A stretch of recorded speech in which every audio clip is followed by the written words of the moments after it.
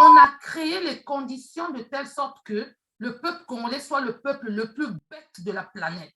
Et comment ils ont réussi à faire du peuple... Non, le plus résigné, peut-être pas le plus bête. Il Il y a des intelligences, attention. Il faut que quelqu'un vienne me contredire. J'attends que les gens... Oui, il y a des intelligences au Congo, je peux te la rassurer. Il y a des Congolais très intelligents qui réfléchissent, mais qui sont empêchés, en fait, je veux les voir, parce d'exprimer. que nous avons des gens qui sont des docteurs en droit, ceux qui sont là pour nous sauver, les docteurs en droit, ceux qui sont là pour nous apprendre à connaître nos droits, pour que nous puissions nous lever pour défendre nos droits.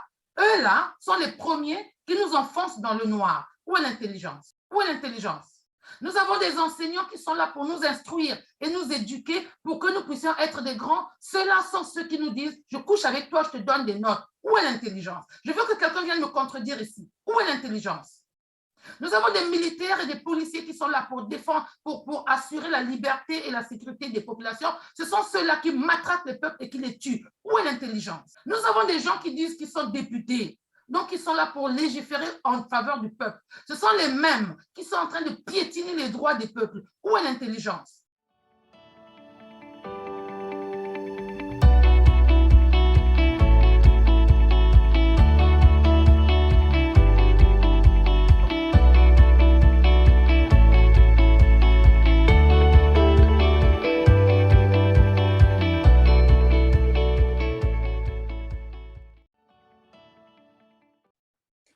Bonjour ou bonsoir.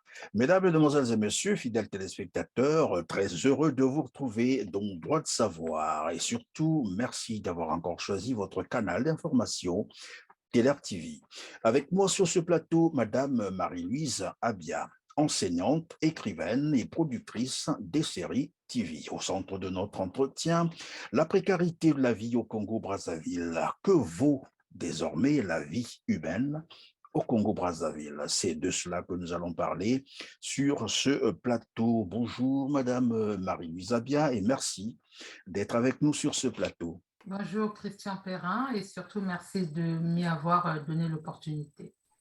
Je vous en prie, Madame Marie-Louise Abia. Alors, au Congo-Brazzaville, un constat saute à l'œil nu. La vie humaine ne compte plus. Les exécutions sommaires au quotidien, ou presque, des jeunes qui sont arrêtés par la police ou la gendarmerie, qui décèdent dans leurs cellules de prison ou portés à disparu. Mais il y a aussi la précarité de la vie sociale, des quartiers entiers qui s'inondent à chaque pluie avec son cortège de malheurs. Nous allons donc revenir sur un événement malheureux qui a eu lieu au courant avril 2022 où une jeune fille de 20 ans et un bébé d'1 an ont péri par noyade parce qu'ils avaient emprunté évidemment la pirogue pour partir d'un endroit à un autre. Et c'est la réalité quotidienne, bien sûr, des habitants qui vivent au quartier Majuna. C'est en allant vers Nkombo Bukondo pour ceux qui connaissent Brazzaville. Et donc ce jour-là, malheureusement, le ciel n'était pas avec eux. La pirogue s'est renversée. Madame Marie-Louise Abia, de telles réalités en plein XXIe siècle, et nous sommes au Congo-Brazzaville, un pays producteur du pétrole, le troisième de son rang en Afrique subsaharienne.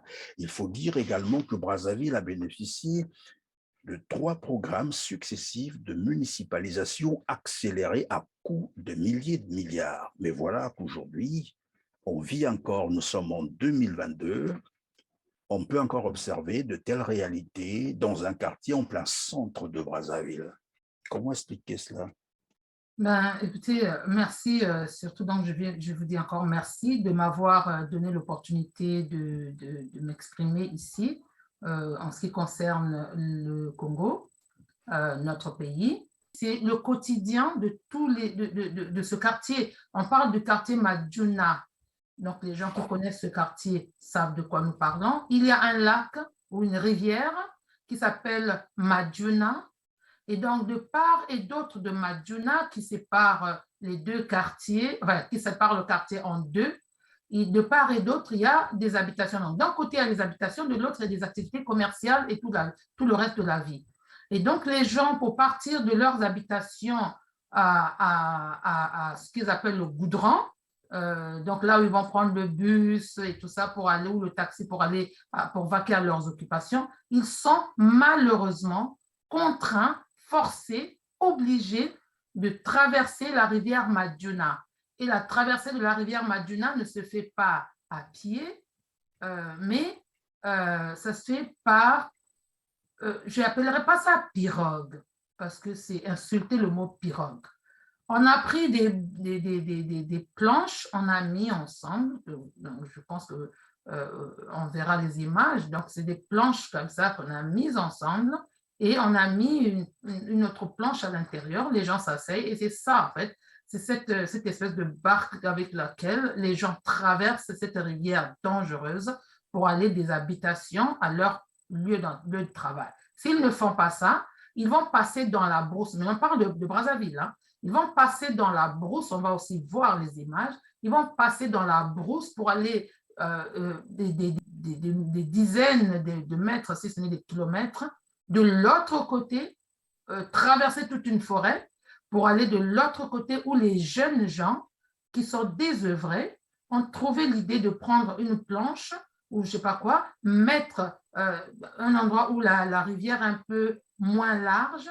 Ils ont mis la planche et donc les gens, pour traverser, ils payent 100 francs à ces jeunes-là et ils traversent pour aller de l'autre côté au Goudron. Donc, dans tous les cas, c'est difficile pour les gens de Madjuna de se déplacer ou de vivre tout simplement. Aller acheter de la nourriture, c'est un problème. Aller au travail, c'est un problème. Aller vendre quelque chose, c'est un problème.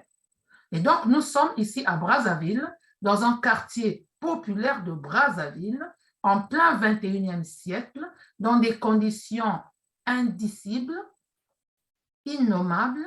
Et dans ce quartier-là, il y a des responsables politiques qui sont des responsables de ce quartier. Moi, c'est la raison pour laquelle je viens. Ce n'est pas parce qu'il y a ça, il y a ça, mais moi, c'est parce qu'il y a des responsables politiques dans ce quartier qui voient ce qu'il se passe dans ce quartier et qui ne disent rien. Et les populations de ce quartier sont là, ils pleurent en silence, ils ne parlent pas, ils ne bougent pas, ils ne demandent rien, ils ne se battent pas. Moi, c'est pour ça que et la preuve, c'est que ce drame est passé sous silence finalement, on n'en a pas parlé. Personne n'en a fait écho de ce drame, ni la mairie ne s'est rapprochée des parents, personne. Ben voilà, mourir et puis passer, il n'y a rien. Donc, je vais peut-être, il faut d'abord qu'on reparte un peu. Le 29, non, c'était le 28 avril, oui, comme vous l'avez dit, le soir, donc c'était à 19h, vers 19h, dans le soir. Les gens qui revenaient du Goudron pour rentrer chez eux ont emprunté cette espèce de planche qui leur sert de pirogue, je ne sais pas si on peut appeler ça comme ça, mais ça me gêne de prononcer ce mot. Donc, vers 19h, les personnes qui rentraient chez elles, après avoir vaqué à leurs occupations de l'autre côté, donc au Goudron, elles rentraient chez elles le soir. Et vers 18h ou 19h ou 20h, je ne sais pas, moi j'ai reçu l'information comme ça, cette espèce de planche s'est renversée dans la rivière.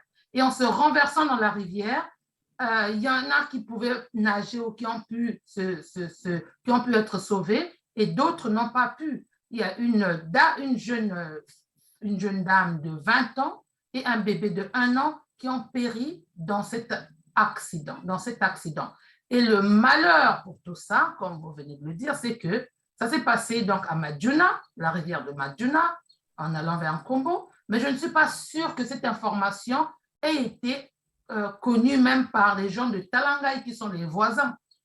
Mais même la presse n'avait jamais relayé cette information. Brazzaville ne sait rien, les autres quartiers ne savent rien, le Congo ne sait rien, c'est-à-dire mourir comme des chiens, même le chien, on en parle, même le chien, on lui fait une sépulture, mourir comme des animaux de peu de valeur, et on n'en parle pas. Et donc, les personnes, il y a une jeune femme de 20 ans et un bébé de 1 an qui ont péri dans cet accident le 28 avril 2022 à Madjuna, dans la rivière de Madjuna, et on n'en a pas parlé. Les médias congolais n'en ont pas parlé et personne n'en parle. Moi, je ne les connais pas, hein. Je ne les connais pas. Je ne suis pas connectée mais à ça. Mais est-ce que ce n'est pas une circonscription électorale législative, par exemple? Il n'y a pas un député dans la zone?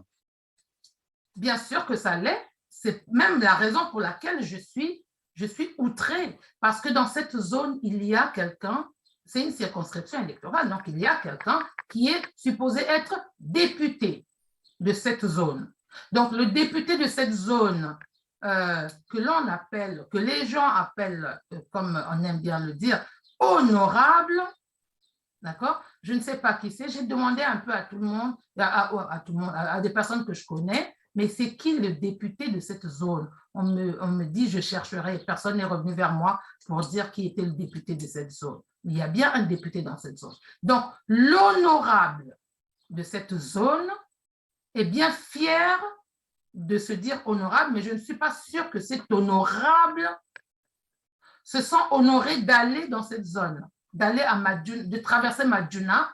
Je ne sais pas s'il l'a déjà fait ou elle l'a déjà fait, si c'est une femme ou un homme. Je ne suis pas sûre que cette personne ait déjà traversé dans cette pirogue-là, Madjuna, la rivière de Madjuna, pour aller de l'autre côté où il y a les habitations, pour aller les voir. En fait, je pense que ce qui se passe, c'est que quand ils viennent pour voir je ne sais même pas si ici on peut appeler ça. Les mandantes, je voulais dire. Mais Oui, attends, dans tous les cas, on va peut-être revenir. quand ils viennent voir les populations, je suis sûre qu'ils les convoquent de l'autre côté du goudron. Donc, vous traversez, si vous périssez, c'est votre problème. Vous venez me voir de l'autre côté du goudron, je vous distribue 5 000, 2 000, 3 000, 4 000, 5 000, et puis je suis votre député. Alors, je ne sais pas à quoi sert un député. Donc, les gens, ils ne savent pas ce que c'est. Probablement qu'on va y revenir sur le rôle, bien entendu, d'un député et probablement on va comprendre que représente un député au Congo-Brazzaville. Mais avant de parler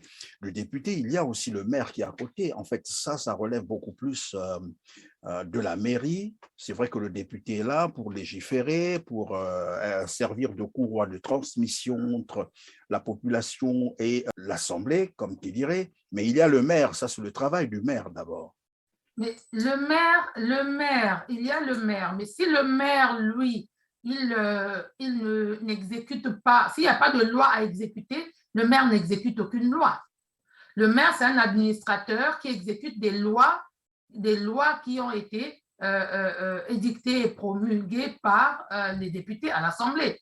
Donc, le maire qui est là, qui doit exécuter les lois, il n'y a pas de loi. Donc, comme il n'y a pas de loi, il fait ce qu'il veut. C'est-à-dire rien du tout. Le maire ne fait rien parce qu'il n'y a rien à faire. Et donc, et puis surtout que les maires chez nous, ce sont des gens, ce ne sont pas des gens qui ont été élus par les citoyens de cette zone. Ce sont des personnes voilà, qui sont sorties de la forêt de Oyo ou de je ne sais quelle forêt. On les emmène, on dit, voici votre maire, on ne sait pas pourquoi il est là, pourquoi la personne est là. Et donc, cette personne à qui on n'a pas dit, il faut construire des infrastructures pour vos concitoyens, il ne fera rien. Mais le député, lui, il doit veiller parce que si les citoyens ne sont pas contents de quelque chose, c'est vers leurs députés qu'ils vont se tourner parce qu'il faut qu'on parle du rôle du député. Évidemment, c'est tout le problème d'avoir les responsables qui n'ont aucune contrainte, sinon de vous rendre compte. Et c'est là le sérieux problème, puisque généralement, c'est ce que nous apprenons, ce n'est peut-être pas dit par moi, les députés au Congo, ils sont nommés, les maires, comme vous venez d'ailleurs de le dire, c'est pareil, ils sont nommés, et voilà qui fait que ces gens-là, entre guillemets, responsables, administratifs, n'ont pas de comptes à rendre à la population parce qu'ils savent qu'ils ne doivent rien à la population. Ils doivent leur poste grâce aux nominations et parce qu'ils appartiendraient à tel ou tel autre parti. Ce que je trouve paradoxal et insultant pour le peuple congolais, et c'est là où je reviens pour dire je ne comprends pas pourquoi on veut à tout prix garder un peuple ignorant à ce point. Vous dites nous savons tous qu'on les nomme, ils sont nommés. Nous savons tous que tous ceux qui opèrent politiquement au Congo sont nommés. Aucun d'entre eux n'a été élu, en commençant par la tête elle-même, c'est-à-dire le président de la République, personne ne l'a élu. Il s'est auto-élu et il nomme ses camarades là où il doit nommer. Mais de quel droit, pourquoi, pour quelle raison doivent-ils revenir insulter les gens pour dire « votez pour moi, allez voter ». On va se demander déjà, est-ce que le président, donc la tête du système, est-ce que le président lui-même a été élu est-ce que quelqu'un a élu ce président? Est-ce qu'il a gagné ces élections? Si ce monsieur n'a pas été élu par le peuple, si ce monsieur n'a pas gagné des élections, vous pensez que lui, il pourrait exiger que d'autres personnes soient élues pour occuper des postes? Non. Puisqu'il a fait de la même manière qu'il a fait le gangstérisme pour occuper le poste qu'il occupe, pour occuper le fauteuil qu'il occupe, c'est de la même manière qu'il fait le gangstérisme pour imposer des gens qui sortent des forêts d'Oyo, des forêts de je ne sais où, des chasseurs qu'il ramasse ici et là, des pêcheurs qu'il ramasse là ici et là, pour venir imposer comme maire, comme député, comme je ne sais plus quoi d'autre. Maintenant, ce qui est choquant et ce qui est insultant, c'est de faire croire, déjà, on fait croire quelque chose à quelqu'un qui croit aussi. Hein. Donc, ils ont rendu la population ignorante à souhait, et puis après, utiliser cette ignorance en leur faisant croire que ce sont eux qui élisent les députés. Donc là, bientôt... Et vous là, pensez que les populations ne sont pas conscientes de cette réalité? Les députés qui sont devenus finalement beaucoup plus philanthropes que législateurs. Bah, il faut déjà voir, quand vous avez un peuple ignorant, quand vous avez un peuple bénin, est-ce que vous pouvez vous attendre à ce que le peuple comprenne ce qui se passe autour? Non, le peuple ne peut pas comprendre. Ce qu'il faut comprendre, c'est que les Congolais, dans leur immense majorité, et je pense que même le président, leur président, celui qu'ils appellent président, M. Denis Sassou Nguesso, ne connaît pas le rôle d'un député. Donc, aucun Congolais sur cette terre, et je pèse mes mots, celui qui n'est pas content qu'il vienne me démontrer le contraire, aucun Congolais sur cette terre, à part moi, bien sûr, n'est-ce pas, ne connaît le rôle véritable d'un député. Ils ne savent pas à quoi sert un député. C'est pour ça que vous voyez aujourd'hui le député, celui qui se dit député, il va venir dans votre quartier. Vous avez perdu votre mère parce qu'à l'hôpital, on a tué votre maman, parce que les droits ne sont pas là pour vous, parce que la loi n'est pas là pour vous. Au lieu que ce député qui a pour rôle de légiférer, et je demande à tous les Congolais de commencer à utiliser leur cerveau qui est dans leur tête, de chercher à comprendre le rôle exact d'un député, ce n'est pas de vous apporter du riz, ce n'est pas de vous apporter du manioc, ce n'est pas de vous apporter des draps pour enterrer vos morts, c'est de légiférer, c'est-à-dire de créer des lois pour votre protection dans la société, dans votre intérêt. Et donc, ces députés, au lieu de créer des lois qui pourraient faire qu'il y ait une couverture maladie pour tout le monde, de telle sorte que l'hôpital soit l'endroit où les gens puissent aller pour trouver la santé, et obligatoirement que les médecins soient tenus responsables de tout leur, les médecins, le corps médical, les soignants, aides-soignants, soient tenus responsables de tous leurs méfaits et incapacités. Non, on laisse passer, on laisse commettre des crimes sur les Congolais, donc on tue votre mère à l'hôpital, on tue votre enfant à l'hôpital, et comme vous n'avez pas les moyens d'enterrer votre parent, le même député, le même, je ne sais pas comment on appelait ça, mais bon, Oui. le même individu qui n'a pas fait, qui n'a pas joué son rôle et qui ne sait même pas pourquoi il est là, il vient vous voir avec de l'argent qu'il a volé chez vous, votre argent à vous, il vient vous voir pour dire, je vous aide à enterrer votre mère, je vous aide à enterrer votre père, je vous aide à enterrer votre ou bien je vous donne du riz, du machin. Et les gens sont là, comme ils sont tellement ignorants, analphabètes. Je rassemble tous ces mots-là pour un seul peuple qui est le peuple congolais. Comme ils sont tellement dans cet état-là, ils ne comprennent pas que cet individu-là est un sorcier. Ils ne comprennent pas que celui qui vit avec le sac de riz, il a tué votre destin parce qu'il est riche à cause de votre pauvreté. C'est votre pauvreté intellectuelle qui fait qu'il soit riche.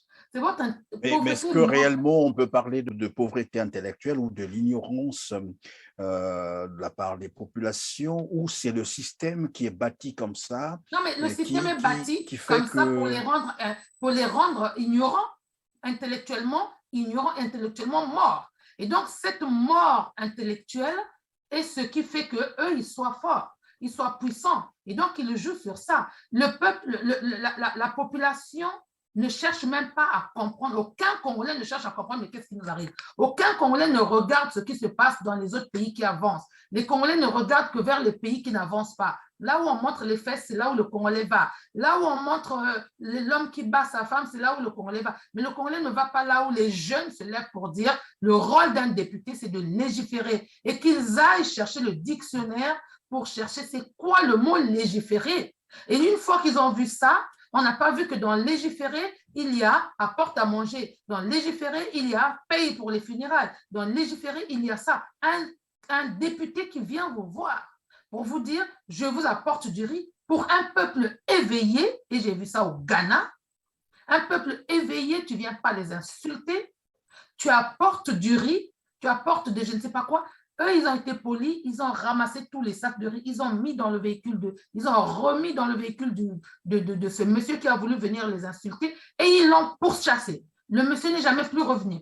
Et donc, au Congo, si les jeunes ne commencent pas à prendre cette responsabilité de dire, bon, votre destin a été détruit par cette personne que vous appelez honorable. Quand vous vous regardez autour, vous êtes honorable vous êtes honoré de votre vie pour qu'il se sente honorable.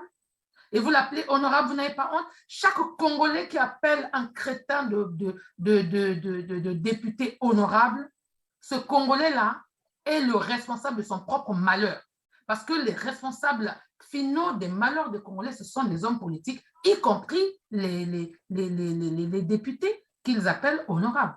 Parce que si ces personnes sont autant honorables, ils seraient tout le temps en train d'aller visiter leur circonscription pour se rendre compte des problèmes. La rivière Madjuna, ce n'est pas un truc qui s'est creusé du jour au lendemain. La rivière Madjuna a toujours été là. Est-ce que ce député ou le maire, selon les responsables politiques de ce coin, le député et le maire, est-ce qu'ils ont déjà traversé de l'autre côté pour aller voir ce qui se passe? Ne serait-ce que regarder la rivière pour dire, tiens, qu'est-ce que c'est? Est-ce qu'ils ont déjà fait ça? Oui, mais évidemment, c'est tout le problème, comme je venais d'ailleurs de l'évoquer, les responsables qui n'ont jamais été élus, en fait, les représentants du peuple qui n'ont jamais été élus et qui ne connaissent même pas la réalité vécue par leur, entre guillemets, mandant. Ils ne connaissent pas ces réalités, ils vivent ailleurs. Et au Congo, on a des députés du genre, monsieur vit à Brazzaville, mais il est député dans un coin de village à Kakamweka ou je ne sais pas moi, à Kélé. Il est député là-bas alors qu'il vit à Brazzaville. Là, vous êtes gentil, vous dites qu'il vit à Brazzaville. Moi, je connais beaucoup de députés qui vivent à Paris. Et ils sont députés de quelque part. Donc, vous êtes gentil. Et donc, c'est ces représentants qui n'apparaissent que lors en fait, des échéances électorales, telles que là, comme je l'ai dit, puisque la prochaine échéance électorale des législatives, c'est pour juillet prochain, donc d'ici là, dans un mois, je crois. Et on verra tout le monde, tous ces députés, comme vous venez d'ailleurs de le dire, d'autres qui vivent en France, mais qui sont députés au Congo. Et donc, ils vont tous descendre pour venir attendre les nominations. Et puis, une fois nommés, ils sont repartis. Et nous retrouvons, face à ce genre de réalité, un quartier en plein cœur de Brazzaville, mais un quartier enclavé à ce niveau où les populations utilisent encore les pirogues pour aller d'un coin à un autre. Un peuple n'a que les dirigeants qu'il mérite. Les peuples ont les dirigeants qu'ils méritent. Donc, quand on regarde les dirigeants politiques congolais, on a compris quel genre de peuple ils dirigent.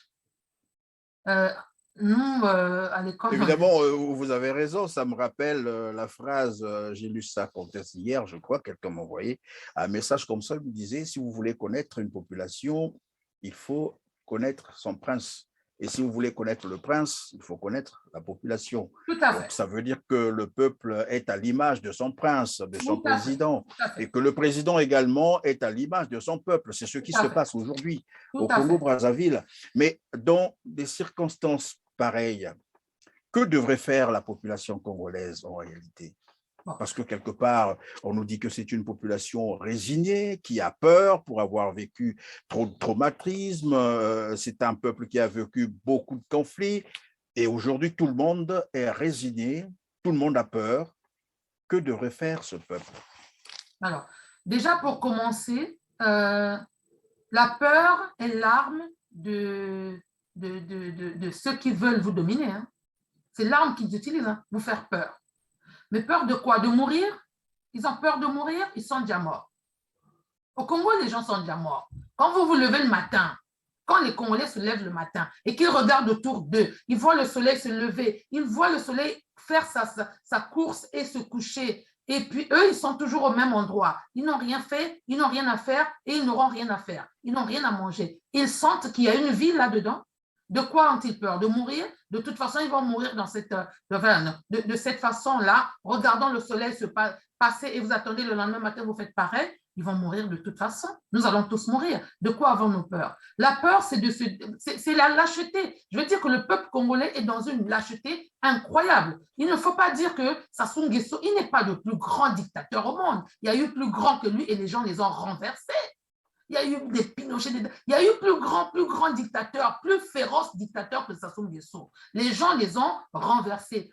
Sassou Nguesso, il joue sur le Congo parce que le Congolais a la mentalité déjà dès le départ de quelqu'un qui est un peu gnangnan, je vais dire. Il est mou dans tout ce qu'il fait, dans tout ce qu'il dit, il est mou. Avant même que Sassou Nguesso ne vienne les dominer, le Congolais, il est déjà dominé par nature, par essence. Vous entendez parler un homme congolais, un vrai homme congolais. Quand vous écoutez la voix d'un homme congolais, quand il parle, il dit hey, mais mon ami, tu as vu, non? C'est comme ça que ça se passe. Un homme, pas de virilité même dans la voix. Dans la tête, vous pensez qu'il va y avoir une virilité? Un homme qui parle, il dit hey, mais moi j'ai vu ça, mon ami. C'est comme ça. Oui, évidemment, mais généralement, lorsqu'on demande à la population congolaise… Excusez-moi, il n'y a pas de virilité dans la voix. Et la voix exprime ce que vous avez dans votre tête. Vous pensez qu'un peuple comme celui-là va se battre? Donc, ce que le Congolais doit faire, c'est de dominer la peur et de se regarder en face. Qu'est-ce que nous sommes? Quel est notre destin? Quelle est notre raison de vivre? Quelle est notre vie? Qu'est-ce que nous faisons là? Que font les autres? Quand quelqu'un vient vous narguer avec les RAV4 et tout ça là, quand vous savez que c'est votre argent, n'allez pas les applaudir. N'allez pas les applaudir. Quelqu'un qui vient vous voir et dit, bon, je vais vous donner… Un gars comme ça, il ne peut pas vous donner de l'argent parce qu'il n'a pas la machine à fabriquer de l'argent. C'est votre argent qu'il vole. Vous l'attrapez, vous le cognez, vous récupérez votre argent. C'est votre argent. Le peuple congolais doit commencer à être méchant. Tant qu'ils ne commenceront pas à être méchants, les gens continueront à jouer avec eux. On continuera à marcher sur eux. Donc, la virilité doit commencer dans sa tête. La bravo va commencer dans sa tête. La peur, on doit la briser. Et les chaînes de la peur, c'est ce qui bloque le peuple congolais. Et c'est pour ça qu'ils ont peur. Ils disent, on a déjà vécu ça et donc on ne veut plus revivre ça. On vivra encore ça. Un peuple qui a peur de son histoire revivra la même histoire en boucle. Évidemment, lorsqu'on demande aux populations congolaises de prendre leurs responsabilités, généralement, il y a une question récurrente d'ailleurs où ils disent, écoutez, vous le dites parce que vous êtes ailleurs, mais venez avec nous et puis bon, vous devant, nous derrière, on ira pour la révolution. Qu'est-ce que vous répondez à ces Congolais? Ça, c'est des excuses. Hein? Ça, ce sont des excuses. Je veux dire, c'est des gens qui n'ont… Moi, je n'attends pas que quelqu'un vienne me défendre. Je n'attendrai pas que pour défendre mes droits, il faut que d'autres personnes viennent avec moi. Je n'étais pas au Congo quand il y a eu la guerre. Je n'ai pas quitté le Congo pour fuir la guerre. C'est ça. Donc, il y a beaucoup de gens qui ont quitté le Congo pour fuir la guerre. Mais il y a des gens qui n'ont pas quitté le Congo pour fuir la guerre. Je n'étais pas au Congo avant les conférences nationales. Je n'ai pas connu ça. Je n'étais pas au Congo, n'est-ce pas? Mais si j'étais au Congo, je pense que je n'aurais pas… comment je vais dire ça? J'ai été au Congo, hein, j'ai vécu au Congo dans ma jeunesse. J'ai vécu au Congo dans ma jeunesse. Mais je n'ai jamais eu peur de dire des choses, même quand je sais que ce que je vais dire va me coûter quelque chose. J'ai été chassée dans une salle de réunion, lors d'une réunion du GC avec les responsables du GC. J'ai été chassée parce que j'ai dit la vérité. Mais avant de sortir, j'ai redit la même vérité et je suis sortie. Les autres, quand ils m'ont vu dire, ah, vraiment, bravo, hein. Nous, on n'avait pas le courage de le dire, je dis, foutez la paix. Donc, eux, ils n'avaient pas le courage de le dire. Moi, je l'ai dit, on m'a chassé. Eux, ils sont restés là. On ne le dit pas parce qu'on a peur d'être chassés. Moi, on m'a dit de ne plus revenir, mais il n'y a pas de problème. Je ne reviens pas. Je n'ai rien à gagner là-dedans. Donc, je vous dis la vérité. Je finis de dire la vérité, je sors. Vous voyez? Donc, c'est ça, en fait. Un peuple qui a des prétextes de dire, oh, si vous n'êtes pas là, bah, mais c'est eux qui souffrent. Moi, je ne souffre pas. Donc, s'ils attendent que j'aille les aider, ils vont crever tous. Moi, je n'irai pas les aider. Il faut qu'on soit cru maintenant. Le peuple congolais va crever tant qu'il ne se prendra pas en main. La diaspora n'ira pas vous aider. Aucun membre de la diaspora n'ira vous aider. Nous, on est en train de parler pour vous faire comprendre les choses que vous ne comprenez pas. On vous montre ce que vous ne voyez pas. Mais moi, je n'irai pas me battre pour vous si vous êtes couché. Si vous vous levez pour vous battre, nous nous lèverons pour venir nous battre avec vous. Parce que c'est vous qui vivez cela tous les jours là-bas. Donc, c'est une excuse bidon que de dire, mais vous savez, vous êtes loin. Quand Sassou ne va pas tuer tout le monde. Il ne va pas tuer tout le monde. Et dans toute guerre, il y a des sacrifices. Si vous avez peur de vous sacrifier pour votre terre, vous vous sacrifierez pour quoi? Ça, c'est l'avenir de vos enfants. Vous avez des enfants là-bas et ce sont eux qui pondent les enfants comme de je ne sais pas quoi. Vous pondez des enfants et vous ne pouvez pas défendre leur avenir. Et vous voulez que les autres viennent défendre votre avenir? Nous, on a nos combats ici aussi. Hein. Nous vivons le racisme au quotidien ici, nous combattons. Je n'attends pas que quelqu'un vienne combattre à ma place. Donc, eux, là-bas, s'ils disent que vous êtes là-bas, venez combattre avec nous, c'est le prétexte. Parce qu'il y a des gens qui étaient au Congo, je vais vous dire, je connais des gens, ils étaient au Congo, je souffre ici, je n'ai pas de travail, il faut m'aider, il faut machin, j'ai envie de quitter le pays. OK, il n'y a pas de problème. On s'est battu, les gens se sont battus pour que ces personnes-là qui cherchent du travail quittent le Congo. Là où il n'y a pas de travail, on comprend, il n'y a pas de travail au Congo. On se bat, on met tout ce qu'il faut pour que ces personnes quittent le Congo, qu'elles viennent là où elles vont trouver du travail. Elles arrivent en France, elles dorment du matin jusqu'au soir. Va chercher si, je suis fatiguée, il fait trop froid dehors. Je suis allée là-bas, ils m'ont rien dit, j'ai pas trouvé. Et ils attendent là, et ils sont là, ils attendent les RSA, RMI. Bon, c'est ça en fait. Même si on leur donne ce qu'il faut, le Congolais n'est pas capable. Donc, il faut qu'ils crèvent là-bas. Je le dis, il ne faut pas couper. Il faut que le Congolais crève pour qu'il comprenne que son destin est entre ses mains. Non, rien ne sera coupé. Vous pouvez être rassuré. Nous ne coupons rien. Non. À TLR TV, on ne coupe rien. Vous pouvez être rassuré. Voilà, vos propos vont passer. Je suis libre de dire ce que je veux. Le Congolais doit crever, bien crever pour qu'il comprenne que son destin est entre ses mains. Il ne faut pas couper. Je suis libre de dire ce que je veux. Alors, évidemment, puisque nous parlons des députés, leur rôle, vous avez dit, le rôle du député, c'est de légiférer, mais de plus en plus, on constate, en dehors de ce qu'on venait de dire, c'est devenu en fait des philanthropes, mais il y a également un autre aspect aujourd'hui qu'on est en train d'observer, c'est que à l'Assemblée nationale, finalement, c'est des criminels qui vont s'y réfugier, voilà, c'est devenu un refuge pour les criminels, des députés tortionnaires, et ça on en voit tous les temps, les députés qui détournent de l'argent, en fait ils se livrent aux actes répréhensibles, mais parce que se disant qu'ils sont protégés probablement par l'immunité parlementaire. Dernièrement, c'est un député, et l'information a fait la une, un député qu'on appelle Ninon Ngwamba, qui était devenu tortionnaire, qui a fait taper un jeune congolais au point même de vouloir le faire exécuter. Et curieusement, lorsque les ONG sont montées au créneau pour demander la levée de son immunité, jusqu'aujourd'hui, ça semble un peu coincé quelque part. Donc, on comprend bien que, comme je le disais d'ailleurs d'entrée du jeu, finalement, c'est le système qui est comme ça. On a mis en place au Congo un système où il y a un monsieur qui est à la tête et qui nomme ses amis un peu partout et qui les protège malgré tout ce qu'ils font et ne joue pas leur rôle. Et vous dites qu'il faut que la population congolaise prenne ses responsabilités. Vous savez quoi? Même si Sassou veut tuer tout le monde parce que les gens se sont levés, il ne tuera pas tout le monde. Il n'osera pas tuer tout le monde parce qu'on ne vit plus dans un monde d'autarcie où tu fais tes choses, tu tues la moitié de la population, tu fais disparaître la moitié de la population et personne ne le sait. Si les gens se levaient avec intelligence et sagesse, qu'ils disent non, ça ne peut plus passer. Les Ngwamba, Ninon, quoi, là, parce que je vais dire, si vous ne pouvez pas faire les choses le jour, faites-les la nuit. Si vous n'êtes même pas capable de faire les choses la nuit, mais vous n'êtes rien. Parce que je vais dire, Ninon Ngwamba, c'est quoi, c'est qui? Les Ninon Ngwamba. Est-ce qu'eux aussi également le font parce qu'ils sont conscients que c'est un peuple Mais parce que c'est un peuple, avec lequel... C'est-à-dire qu'on a créé les conditions de telle sorte que le peuple congolais soit le peuple le plus bête de la planète. Et comment ils ont réussi à faire du peuple... Non, le plus résigné, peut-être pas le plus... Il y a des intelligences, attention. Il faut que quelqu'un vienne me contredire. J'attends que les gens... Il y a des intelligences au Congo, je peux te la rassurer. Il y a des Congolais très intelligents qui réfléchissent, mais qui sont empêchés, en fait, je veux les voir, parce que nous avons des gens qui sont des docteurs en droit. ceux qui sont là pour nous sauver, les docteurs en droit, ceux qui sont là pour nous apprendre à connaître nos droits, pour que nous puissions nous lever pour défendre nos droits, eux là sont les premiers qui nous enfoncent dans le noir. Où est l'intelligence? Où est l'intelligence? Nous avons des enseignants qui sont là pour nous instruire et nous éduquer pour que nous puissions être des grands. Ceux-là sont ceux qui nous disent, je couche avec toi, je te donne des notes. Où est l'intelligence? Je veux que quelqu'un vienne me contredire ici. Où est l'intelligence?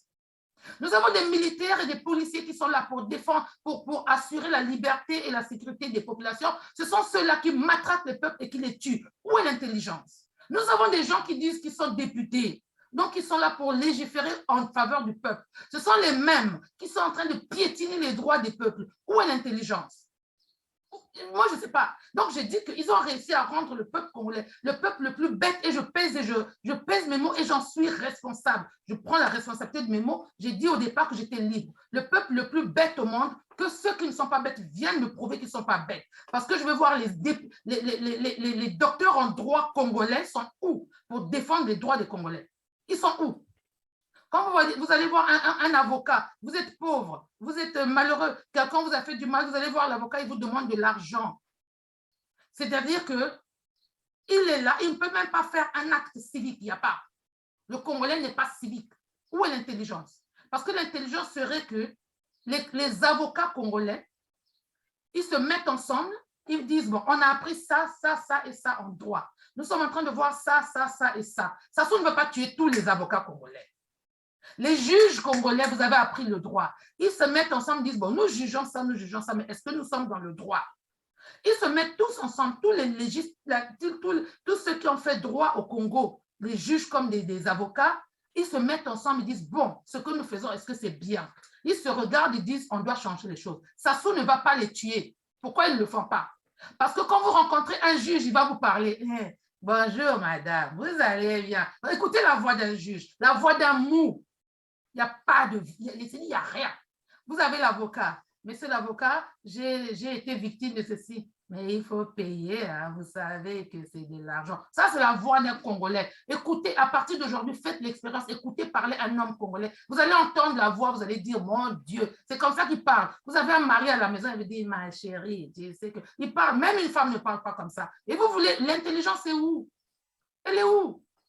Donc, ils ont réussi à rendre le peuple congolais le peuple le plus bête de la terre. Comment voulez-vous qu'un peuple bête puisse connaître ses droits et savoir que ce que les députés font, ce n'est pas ça? Ils sont devenus des philanthropes. Ils apportent du riz. Les gens, ils prennent. Ah, mais c'est des malheureux. Quand vous voyez quand vous allez dans un parc animalier, dans un parc zoologique, les animaux qui ont faim, leur balancer des grains, qu'est-ce qu'ils vont faire? Ils vont se ruer dessus. C'est ça, les animaux. Les animaux, ils vivent comme ça. Vous balancez des grains, ils se ruent dessus. Donc, les Congolais sont devenus des animaux dans un parc zoologique. On va leur donner, le député vient, il dit, moi, c'est l'honorable, honorable de je ne sais pas quoi. Ils n'ont même pas honte d'employer des mots comme ça. Ils insultent la langue française, qui n'est pas la mienne, je ne défends pas, mais ils insultent la langue d'autrui.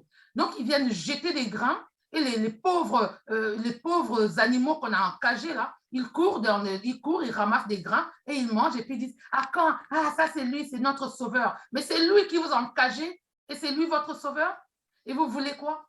Si je comprends très bien, c'est une manière pour vous de rappeler, sinon d'appeler les Congolais à la prise de conscience, si j'ai bien compris, parce que finalement, la réalité actuelle est telle que les Congolais vivent dans la mendicité, mais permanente, parce que finalement, il faut vivre avec les dons, il faut attendre tel député qu'il vienne vous faire un don. Mais lorsqu'on regarde évidemment ce qu'on appelle par don, c'est souvent un kilo de... 1 kilogramme de riz, c'est une petite bouteille, soit 1 litre d'huile, et puis bon, voilà. Et on vous balance à la télé comme ça, pendant qu'on vous donne ces vivres-là. C'est aussi une forme d'humiliation. Mais comme vous avez dit tout à l'heure, la population congolaise devait prendre conscience. Et moi, je reviens sur cette question parce que, comme je l'ai dit, elle est souvent récurrente, mais les gens ne se rendent pas compte que finalement, c'est la population qui est sur place qui souffre. C'est à cette population qu'on s'adresse, qu'elle prenne conscience, mais curieusement, au lieu de prendre conscience, elle retorque pour dire, ben, vous êtes loin, voilà pourquoi vous parlez. Bon, alors à ce moment-là, est-ce qu'il y a d'autres stratégies, d'autres méthodes, d'une autre façon pour faire passer le message à cette population, pour que finalement elle prenne conscience? Pour que cette population puisse prendre conscience, il faut qu'elle brise la peur. Il faut qu'elle n'ait plus peur de mourir parce que nous allons tous mourir. Parce que c'est la seule peur qu'ils ont. Ils ont peur de mourir. Il faut qu'elle n'ait plus peur de mourir. Tout ce qu'ils ont peur, tout ce dont ils ont peur, c'est ils vont nous tuer. Mais qu'on nous tue, on va tous mourir un jour. Ils ne vont pas tuer tout le monde. S'ils ont tué 1, 2, 3, 4, 5, ça va attirer l'attention sur eux. Ils vont arrêter. Même s'ils vont tuer en cachette, à un moment donné, ils vont arrêter. Sassou Nguesso a tué dans le pool, il a massacré. Son oncle a dit, on a tué dans le pool, le ciel n'est pas tombé. Ils ont arrêté.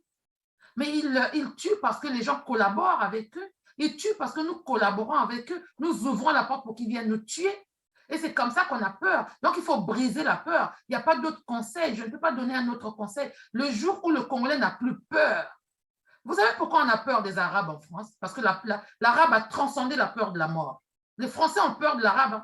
Le Français ne peut pas faire à l'Arabe ce qu'il fait à un Noir, parce que le Noir a peur de la mort. Mais le Français, l'Arabe, lui, va dire, on va mourir tous les deux ensemble. Le jour où tu me touches, toi et moi, on meurt ensemble. Mais le Français a peur de toucher l'Arabe. Les Français ont peur de toucher les Arabes en français. On ne joue pas avec les Arabes. Ici, en Angleterre, les Indiens, on ne joue pas avec eux. Vous ne pouvez pas toucher le bout du cheveu d'un Indien. Ils n'ont pas peur de la mort, ces gens-là. Ils n'ont pas peur. Mais les Noirs, partout on passe, on joue sur nous, on joue avec nous. Parce que les Noirs, ils ont toujours peur de la mort. Ils vont me tuer. Ils vont me Ils mettre aiment en beaucoup prison. la vie alors. Quelle vie? C'est-à-dire quand ils se regardent, c'est ça la vie? Une vie de misère. Ils vivent. Non, le Noir aime la misère. Le Noir aime la misère, la souffrance. Le Noir adore tout ce qui lui fait mal. Tout ce qui lui fait, surtout le Congolais. Le Congolais adore la misère comme on adore Dieu. C'est-à-dire que comme les croyants adorent leur Dieu.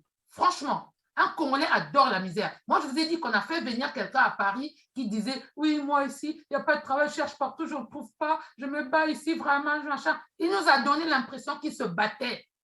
Il nous a donné l'impression qu'il cherchait. On a dit celui-là, on l'emmène qu'il vienne chercher ici. Il arrive à Paris, il dort tous les jours. Il est là, à midi, il dort. Tu es encore au lit, oui, mais je ne sais pas quoi faire, blablabla. Bla. Oh! On lui a donné tous les tuyaux pour aller chercher du travail. Alors, Madame Marie-Louise Abia, on va revenir sur… Il a trouvé les papiers et malgré cela, avec ces papiers, il va maintenant chercher les aides sociales. Ça là, un Congolais. Oui, je disais donc, Madame Marie-Louise Abia, on va terminer parce que l'heure, c'est l'heure. Nous sommes pratiquement arrivés vers la fin de l'heure qui nous est impartie. Alors, je reviens donc sur l'affaire, sinon la situation du quartier Madjouna, où une jeune fille de 20 ans et un bébé de 1 an ont péri parce qu'ils voulaient traverser, bien sûr, la petite rivière Madjouna également.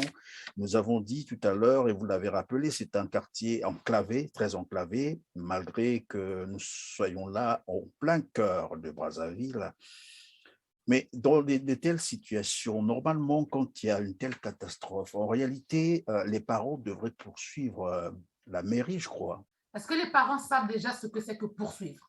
Quand j'ai dit qu'au Congo, il n'y a pas de gens intelligents, vous me dites qu'il y a des gens intelligents. Je parle des journalistes congolais maintenant, dont vous. Bon, peut-être que vous, parce que vous faites un peu l'exception. Non, mais je fais partie de ces journalistes. Malheureusement, pour moi, j'assume, en fait, j'assume, évidemment. Je ne peux pas me départir, je ne peux pas me dire que je suis différent des autres, mais j'assume. Mais regardons les journalistes congolais. On va dire, si les Congolais sont intelligents, quand je dis que tous les Congolais sont bêtes, y compris les journalistes, vous allez me dire non. Où est l'intelligence des journalistes? Parce que je pense qu'il y a au moins un journaliste congolais qui a entendu cette histoire. Puisque, voilà, les gens qui en ont parlé, si moi j'en ai entendu parler ici, c'est qu'il y a au moins un journaliste congolais au Congo qui en a entendu parler. Télé Congo n'en a pas parlé. Aucune radio n'en a parlé. Télé d'hier, machin là, n'a pas parlé. Personne n'en parle. Bon, les journalistes des papiers n'en ont pas parlé non plus. Parce que ce n'est pas quelque chose qui devait leur donner de l'argent. Donc, les journalistes au Congo, ils parlent pour se faire payer. Ils font leur métier pour se faire payer. Ils disent n'importe quoi, ils disent n'importe quoi. Voilà. Donc, les gens, est-ce qu'ils savent ce que c'est que porter plainte? Parce que quand, vous pouvez poursuivre. Parce que quand les journalistes s'intéressent, si les gens intelligents s'intéressent à votre cas, ici en Angleterre, il y a des avocats qui sont là. Si j'ai un problème ici, je n'ai pas d'argent pour payer d'avocat, je vais aller voir un cabinet d'avocats, ils vont me dire, OK, on va vous défendre, gratuitement, c'est no win, no fee. Si vous ne gagnez pas votre cas, vous ne payez rien. Si vous gagnez votre cas, on prend de l'argent dans ce que vous avez gagné et nous payons. Ça s'appelle no win, no fee. Ils vont travailler comme des malades pour mon cas qu'ils ne me connaissent pas. Est-ce que, il suffit simplement qu'ils entendent que j'ai eu telle situation ou quelqu'un a eu telle situation. Des millions d'avocats vont m'appeler parce que c'est un cas pour eux, ils vont emmener ça là-bas. Des journalistes vont m'appeler. Qu'est-ce qui s'est passé? Mais au Congo, les journalistes, les avocats, ils sont où? Ils sont où? C'est ça. Donc, quand je dis que tout le peuple congolais, il faut qu'on vienne me démontrer le contraire et rentrer dans la bêtise, c'est ça. Les parents ne peuvent pas aller poursuivre quand ils ne connaissent pas les droits. Est-ce qu'ils savent au moins c'est quoi poursuivre? Les poursuites judiciaires, c'est quoi et où il faut aller? Où est-ce qu'il faut aller? Est-ce qu'ils savent? Ils ne connaissent pas leurs droits. C'est ça. Et donc, on peut noter que c'est une société en totale déliquescence finalement. Et vous avez dit, il faut que les Congolais prennent vraiment conscience. Bon, enfin, nous sommes arrivés à la fin de notre émission. Juste un mot de la fin et on va clôturer. Ben, un mot de la fin, je m'adresse vraiment à la jeunesse congolaise. Hein. Je dis qu'un jeune Malien à 17 ans, quand il quitte son pays, il part hors de son pays, il va se battre. Et 3-4 ans plus tard, quand il a ses 20 ans, c'est un millionnaire et c'est un responsable. Le jeune Congolais à 40 ans, il ne sait même pas ce que c'est que gagner de l'argent par ses propres efforts. Il faut qu'on commence par là. Il faut qu'on arrête d'être des mendiants. Il faut que le Congolais apprenne à briser la peur. Tout le monde va mourir un jour ou l'autre. Sassou Nguesso ne fera pas l'exception. Il va mourir comme tout le monde. Donc, il ne peut pas dire « je vais vous tuer tous et je reste en pierre ». Il ne sera pas pierre pour de bon. Il va périr lui aussi un jour. Il va mourir. Donc, il ne faut pas avoir peur qu'il va nous tuer. S'il tue, il ne va pas tuer tout le monde. On dit, il tue, vous marchez, il tue, vous marchez, il tue, vous marchez. Il finira par comprendre que c'est un peuple debout qu'on ne peut pas détruire. Il se fatiguera parce que vous allez gagner. Le peuple gagne toujours, c'est ce que les gens disent. Regardez au Congo-Kinshasa. Il y a la liberté d'expression, il y a des médias, il y a de toutes sortes, les gens parlent. Au Congo, on ne peut même pas parler, mais le peuple doit se lever. Il faut briser la peur, il faut commencer à parler, il faut se dire, même si on vous arrête parce qu'on a parlé, nous on se bat parce que quelqu'un qui a été arrêté parce qu'il a parlé, nous on se bat ici. Quand on se bat pour vous, et quand on a fini de se battre pour vous, vous allez vous asseoir. Voilà. Donc le Congolais, c'est ça. Et puis quand il sort de prison, il a peur. Il ne faut pas avoir peur. Il faut briser la peur. Et moi, c'est tout ce que j'ai à demander aux Congolais. S'ils ne veulent pas briser leur peur, alors je leur souhaite de crever en paix. Mais vraiment crever en paix et en souffrance. J'espère que le message est bien passé. Alors, ils vont prendre quand même conscience, ils vont briser la peur, comme vous venez d'ailleurs de le dire. La balle est donc dans le camp de la population congolaise. Je rappellerai simplement que les peuples n'ont que les responsables qu'ils méritent. Tout à fait. Et la mort, c'est la chose la plus sûre pour tout être humain qui vit, parce qu'un jour, on s'en ira. C'est juste un problème de temps et de circonstances. Quelle sera votre raison de votre mort? C'est à vous de répondre à cette question. En tout cas, merci, Madame Marie-Louise Zabia, d'avoir été avec nous et de nous avoir partagé cette expérience, cette information. À vous aussi, chers téléspectateurs, grand merci de votre fidélité. Merci de nous avoir suivis. N'oubliez surtout pas de partager et de liker. Abonnez-vous. À très bientôt. Merci. Merci.